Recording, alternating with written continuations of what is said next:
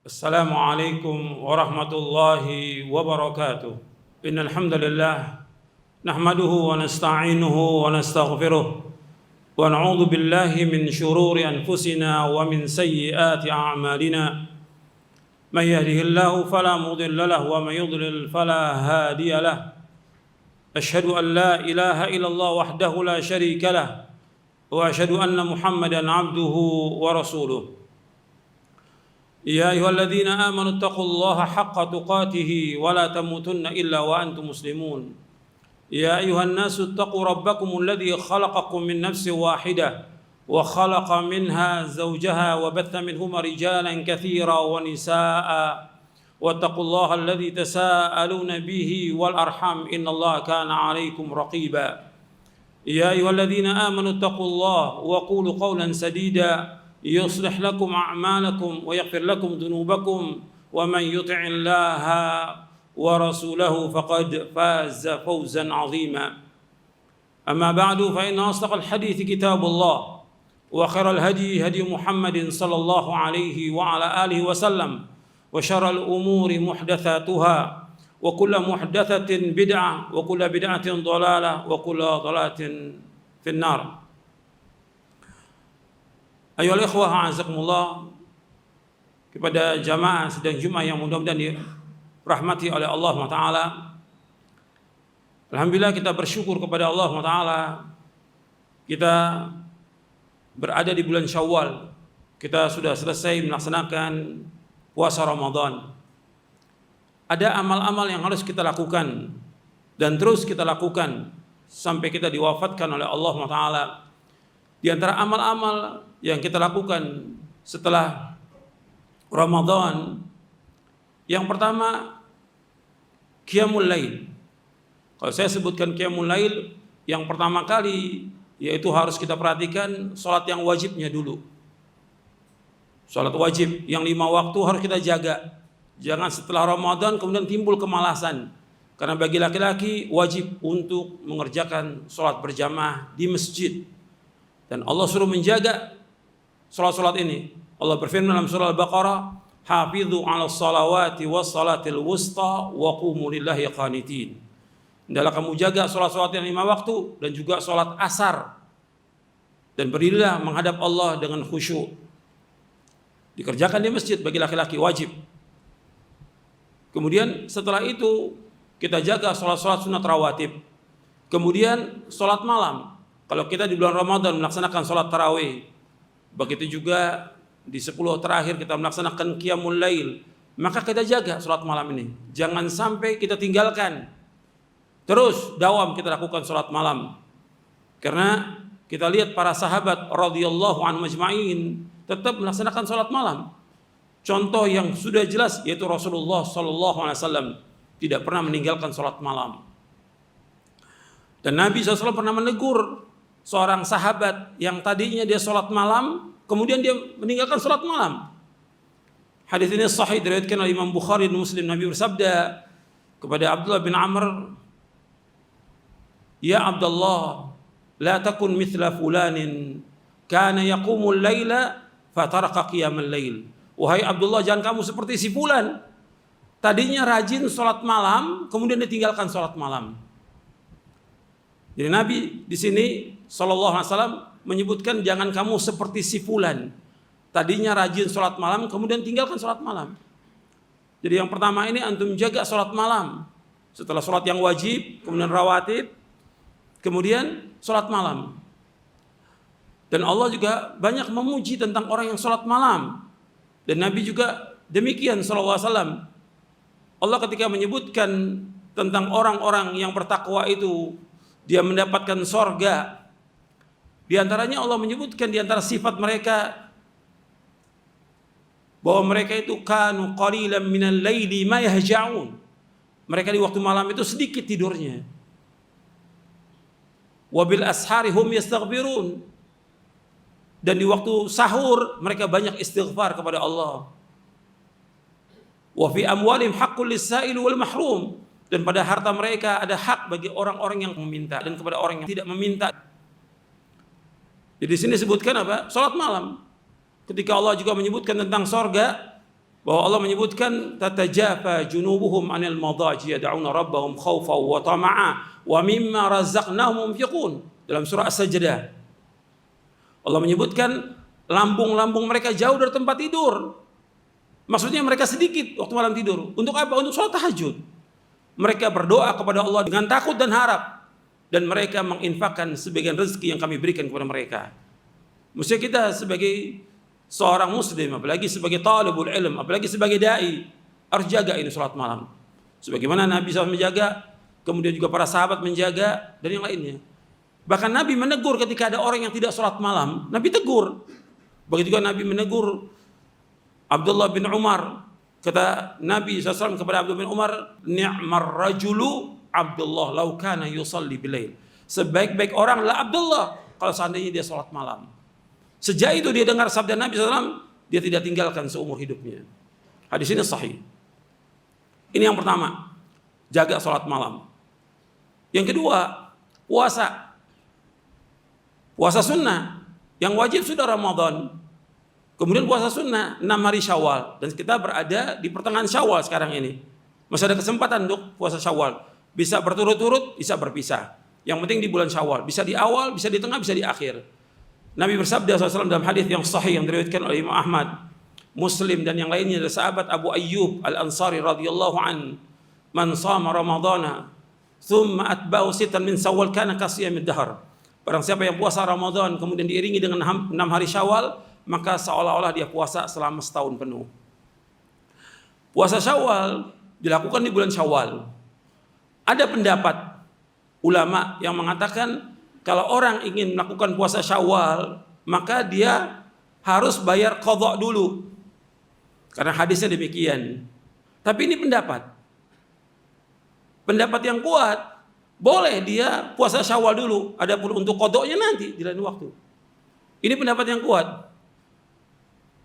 Pendapat ini dikuatkan dengan hadis yang sahih yang diriwayatkan oleh Imam Bukhari dan Muslim dari sahabat Aisyah radhiyallahu anha wa ardaha, kana yakunu as-shaumu alayya min Ramadan fama astati'u an aqdiyahu illa fi Sya'ban. Kata Aisyah radhiyallahu anha, sesungguhnya aku punya utang puasa dari bulan Ramadan. Aku tidak bisa menggantinya kecuali di bulan Sya'ban. Kalau di bulan Sya'ban Aisyah baru mengqadha, berarti puasa-puasa sunat yang lain tetap Aisyah lakukan. Syawal, Senin Kemis, atau puasa Arafah, Asyura. Ya jelas istri-istri Nabi yang pertama melakukan. Gak mungkin istri Nabi gak melakukan puasa-puasa sunat. Makanya Sya'ban baru dia qadha. Sya'ban. Ini menunjukkan bolehnya orang puasa sunat dulu baru qadha. Dan ini pendapat yang kuat dari dua pendapat ulama. Sebab kalau harus qadha dulu menyusahkan kaum wanita yang haidnya sepekan, bahkan kadang-kadang di awal bulan dia haid, di akhir bulan dia haid. Atau orang yang nifas, yang dia ingin puasa Syawal, nggak bisa puasa Syawal karena apa? Harus qadha. Jadi pendapat yang kuat boleh kita melakukan puasa sunat dulu, baru setelah itu qadha. Dan Allah juga menyebutkannya tentang masalah ini tidak mengikat dengan Syawal. Allah menyebutkan fa'iddatum min ayyamin ukhar. Hendaklah dia mengganti puasanya di hari yang lain. Kapan aja. Boleh di Syawal, di Dzulqa'dah, Dzulhijjah, Muharram dan seterusnya. Jadi ini tentang puasa Syawal yang belum melaksanakan, antum berusaha untuk melaksanakannya. Dan itu ringan, tidak berat. Untuk melengkapi puasa Ramadan kita. Dan juga bisa kita laksanakan puasa yang lain seperti 3 hari setiap bulan, kemudian juga puasa Senin Kemis. Dan 3 hari setiap bulan tidak mesti harus di tengah bulan. Ayyamul bid itu yang utama, tapi boleh orang lakukan di awal bulan, boleh juga dilakukan di akhir bulan. Dan ini pendapat yang rajih yang kuat dari para ulama. Dari hadis Nabi yang sahih, adalah kalian puasa setiap bulan 3 hari, dan itu kuat hadisnya. Jadi bisa kita lakukan puasa 3 hari itu, bagi yang belum kemarin Ayyamul bid bisa dia lakukan di akhir bulan 3 hari. Ini yang kedua. Jadi yang pertama tentang sholat malam, yang kedua tentang puasa, yang ketiga tentang membaca Al-Quran. Al-Quran harus kita khatamkan. Baca. Kalau Ramadan kita bisa hatam 2, 3, 4 kali, bahkan ada yang 5 kali. Ya di Syawal juga kita baca Al-Quran. Dan Nabi SAW menyuruh kita untuk membaca Al-Quran. Dan Allah juga memerintahkan kita untuk baca Al-Quran. Wa an atlu al-Quran. Allah berfirman. Dan aku diperintahkan untuk membaca Al-Quran. Allah juga berfirman, Iqra bismi rabbikal ladzi khalaq. Bacalah dengan nama Allah yang telah menciptakan. Nabi juga bersabda SAW, Iqra'ul Quran fa innahu ya'ti yaumal qiyamati syafi'an li ashabihi. Akhrajahu Muslim. Dalam kalian baca Al-Quran karena akan memberikan syafaat nanti pada hari kiamat. Sekarang kita menghatamkan Quran berapa hari? Disuruh oleh Nabi SAW menghatamkan Quran. Dalam hadis yang sahih yang diriwayatkan oleh Imam Bukhari dan Muslim, Nabi bersabda SAW, Iqra'il Quran fi kulli syahr. Bacalah Al-Quran setiap bulan. Maksudnya hatamkan Quran setiap bulan. Iqra' fi 20 lailah. Hatamkan Quran selama 20 hari. Iqra' fi 7 wa la tazid ala dzalik. Dan bacalah, hatamkan Quran selama sepekan. Jangan kurang daripada itu. Ada riwayat, ini riwayat Bukhari Muslim. Ada riwayat yang lain juga yang diriwayatkan oleh Imam Ahmad dan yang lainnya. Dan ini dihasankan oleh Syekh Al-Albani dalam silsilah hadits as-sahihah dan juga dalam Sahih Jami' as-Shaghir. Kalau nggak mampu kita 40 hari, itu paling lama itu. Jadi setiap 40 hari khatam Quran. Kalau bisa 30 hari. Kalau bisa 25 hari. Kalau kuat 20 hari. Kalau bisa lagi 15 hari. Kalau bisa 10 hari. Kalau bisa seminggu. Ada riwayat dari Abdullah bin Amr bin As, ya Rasulullah, aku kuat kurang daripada itu. Maka kata Nabi, boleh 3 hari. Jangan lebih daripada itu. Artinya, kalau 3 hari, setiap 3 hari hatam, berarti kita sehari bacanya 10 juz. Itu bagi yang kuat. Kalau kita nggak mampu, seminggu. Kalau seminggu berarti minimal 1 hari 4 juz. Kalau 10 hari, ya kita bisa sehari 3 juz. Dan itu mudah, tidak sulit. Kita bisa pada subuh 1 juz, siang 1 juz, sore 1 juz. Ini perintah Nabi SAW. Iqra', Nabi yang suruh. Iqra'il Quran fi kulli syahr. Bacalah Al-Quran, hatamkan Quran setiap bulan. Masa nggak bisa? Seorang muslim harus berusaha bagaimana menghatamkan Quran. Apalagi penuntut ilmu, apalagi para da'i. Ini yang perintahkan Rasulullah SAW. Dan para sahabat menghatamkan Quran setiap bulan. Ada yang setiap 20 hari, ada yang setiap pekan hatam Al-Quran. Seorang mukmin, seorang muslim harus akrab dengan Al-Quran. Al-Quran petunjuk, Al-Quran cahaya, Al-Quran sebagai syifa, obat dari sebagai penyakit, dari berbagai macam penyakit. Al-Quran merupakan zikir yang paling utama dari semua zikir. Setiap zikir akan membawa kepada ketenangan hati. Maka di antara doa Nabi SAW, minta kepada Allah, Allahumma ja'alil Qur'ana rabi'a qalbi, wa nura sadri, wa jala'a huzni, wa dhahaba hammi. Ya Allah, jadikan Al-Quran penyejuk hatiku, penenang dadaku, pelipur laraku, dan penghilang kesedihanku. Al-Quran. Jangan antum tinggalkan. Rumah antum harus terus dibaca Al-Quran. Antum harus baca, istri baca, anak harus baca. Dan semua harus hatam. Dan sangat aib bagi seorang muslim kalau nggak bisa baca Al-Quran. Aib bagi dia. Yang lain dia bisa, Quran nggak bisa. Harus dia bisa Al-Quran. Harus bisa baca Al-Quran.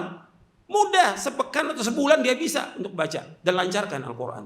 Ini perhatikan, Al-Quran jangan tinggalkan. Seumur hidup kita. Ini buku petunjuk, hudan, petunjuk. Kita berjalan di atas petunjuk ini. Kalau kita berpegang teguh pada Quran wa sunnah ala fahmi salaf, kita akan lurus. Akan dapat hidayah. Akan diberikan keselamatan oleh Allah dunia dan akhirat. Al-Quran. Bukan ngomong aja berpegang, tapi baca, baca, dan baca setiap hari. Perhatikan itu. Dan ini nasihat para ulama juga demikian, Al-Quran nomor 1. Bahkan mereka sampai hafal. Ini Al-Quran.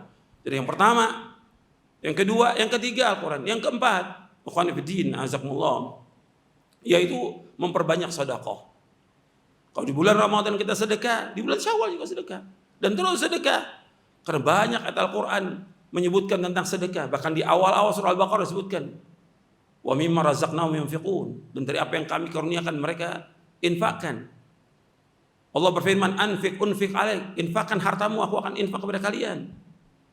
Dan juga dalam hadis yang sahih yang diriwayatkan oleh Imam Bukhari dan Muslim, Nabi bersabda, "Ma min yaumin yusbihul ibadu fihi illa malakani yanzilani, fa yaqulu Allahumma a'ti munfiqan khalafa, wa yaqulu al-akhar Allahumma a'ti mumsikan talafa." Setiap hari dua malaikat turun, setiap hari, setiap subuh.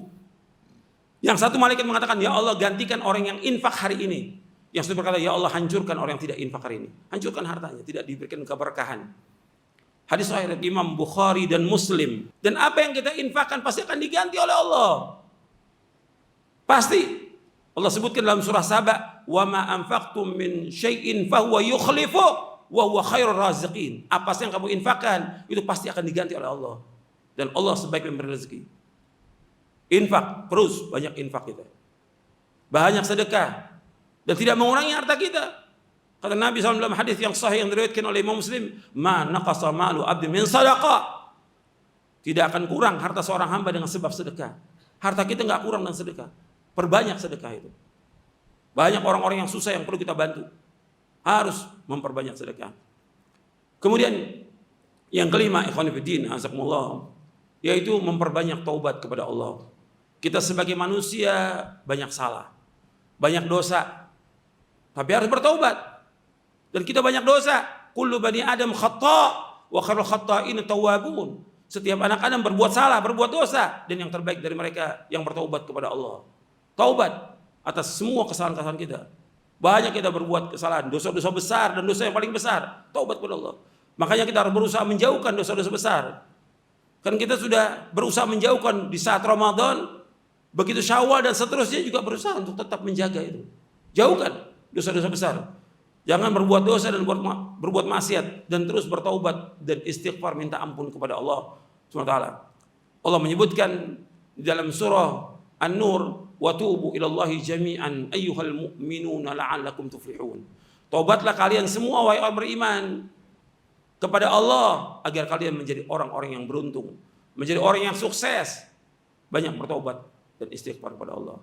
Mudah-mudahan yang saya sampaikan bermanfaat. Aqulu qouli hadza wastaghfiru innahu wal ghafurur rahim.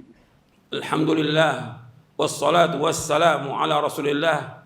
Asyhadu an la ilaha illallah wahdahu la syarikalah wa asyhadu anna Muhammadan abduhu wa rasuluh. Allahumma salli wa sallim wa barik ala nabiyina Muhammadin wa ala alihi wa sahbihi ajmain. Ikhwan fillah, azakumullah. Dari apa yang saya sampaikan tadi, untuk berusaha untuk mengamalkannya. Yang pertama tadi sholat yang 5 waktu di masjid, sholat malam. Yang kedua yaitu puasa sunat. Yang ketiga membaca Al-Quran dan hatamkan Quran, setiap bulan hatamkan. Yang keempat memperbanyak sedekah. Yang kelima kita bertobat. Dan semua ini kita berusaha mengerjakannya dengan semangat. Seorang mukmin tidak boleh malas. Berzikir, membaca Quran, membaca buku yang bermanfaat, menuntut ilmu, nggak boleh malas. Nggak boleh malas. Harus semangat. Bab ini amal-amal soleh yang akan membawa kita ke sorga. Harus semangat. Jangan lalai. Dan Allah mengatakan, wala takun minal ghafilin, jangan kalian menjadi orang-orang yang lalai. Lalai itu dia sudah tahu, tapi ditinggalkan. Tahu dia, tapi nggak mau dikerjakan. Ini orang yang lalai.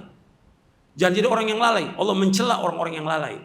Dan Nabi berlindung pada Allah dari sifat ghaflah, lalai itu. Laksanakan, berusaha. Dan ini semuanya mudah, nggak ada yang sulit. Amal-amal soleh semuanya mudah. Agama Islam agama yang mudah, nggak ada yang sulit. Kita berusaha semangat untuk melakukannya. Bersungguh-sungguh. Ihris ala ma yanfa'uka wasta'in billah wala ta'jaz. Kata Nabi SAW, bersemangatlah kalian kepada apa yang bermanfaat bagi kamu. Minta tolong pada Allah, jangan lemah. Kemudian yang saya ingatkan lagi, ikhwan fillah, azakumullah, yaitu antum harus berusaha menjauhkan yang enggak bermanfaat. Apa aja? Apakah bentuknya omongan? Apakah permainan? Apakah pertemanan, persahabatan? Atau apa saja pekerjaan atau amal yang enggak bermanfaat, tinggalkan.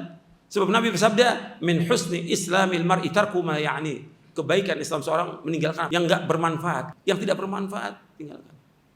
Hatta kerjaan kita yang wajib setiap hari kita lakukan, kita harus sisihkan waktu kita untuk ibadah kepada Allah. Jangan disibukkan dengan kerjaan, dengan dagang, usaha. Harus kita hidup diciptakan Allah untuk ibadah kepada Allah. Ini harus kita utamakan.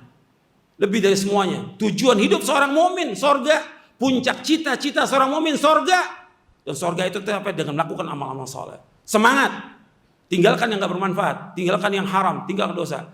Kemudian ikhwan fillah semua, selalu kita akhiri dari amal-amal soleh kita dengan doa kepada Allah agar Allah menerima amal kita. Jangan bangga dengan amal kita, jangan ujub dengan amal kita, jangan sombong, tapi terus tadarru', merendah diri, mengharap pada Allah agar Allah menerima amal kita.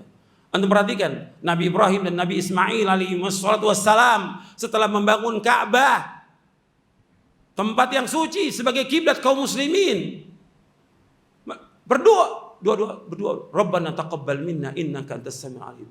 Wahai Rabb kami, terimalah amal kami. Ya sudah jelas dia ikhlas tapi tetap minta kepada Allah. Karena Engkau yang Maha mendengar dan Engkau Maha mengetahui.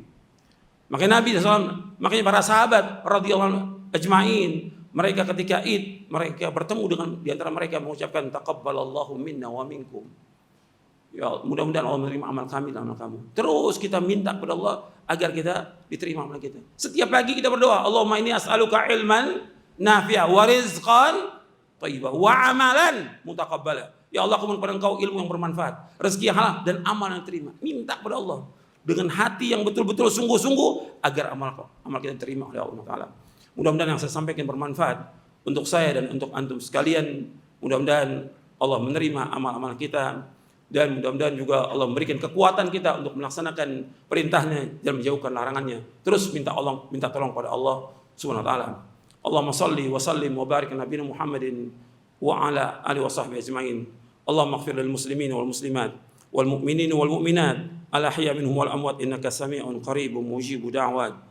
ربنا ظلمنا أنفسنا وإن لم تغفر لنا وترحمنا لنكن من الخاسرين ربنا لا تزغ قلوبنا بعد إذ هديتنا وهب لنا من لدنك رحمة إنك أنت الوهاب ربنا تقبل منا إنك أنت السميع العليم ربنا آتنا في الدنيا حسنة وفي الآخرة حسنة وقنا عذاب النار وصلى نبينا محمد صلى الله عليه وعلى آله وسلم وآخر دعوانا أن الحمد لله رب العالمين.